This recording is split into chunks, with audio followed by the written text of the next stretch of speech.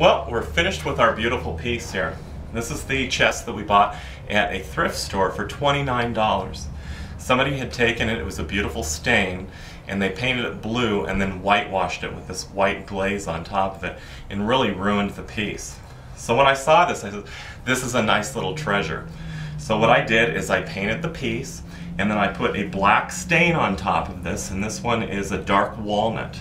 And then by doing that, I put a brown paint on top to give it the undertone that we needed for our wood. Then I used the stain, and I wiped the stain all into all the grooves and the nooks and crannies. That way it highlights all of the detail on the piece of the art. And then what I did is I took the brush, dipped it in the stain, lightly tapped some of the stain off, and then I lightly grained it. And I went across each piece. So you want to follow with your grain, going down each area. So you want to go this way, this way, this way. And then that way it gives you your natural grain effect. So you have little streaks of lines like a natural wood grain would have.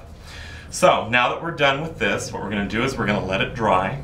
And then after it dries, we're going to spray it with a deft varnish. And this is a satin finish. Now you don't want a high gloss because we want it to look like an old piece of furniture.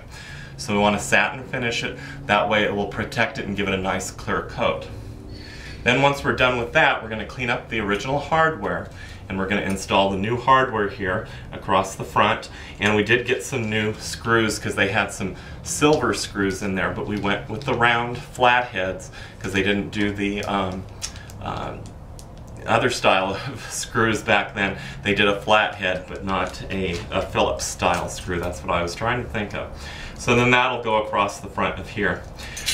So for $29 and about $15 worth of our materials that we got, we're having a beautiful accent piece for the home. And you too can find these beautiful finds in any of the consignment shops or any of the thrift shops. Check like your Salvation Armies, your Goodwills, because you will find some really neat pieces there that are real gems. You know what they say, one man's junk is another man's treasure. Now we've taken this $29 piece and we've made it look like it's worth a few $100s, and even an old antiqued piece.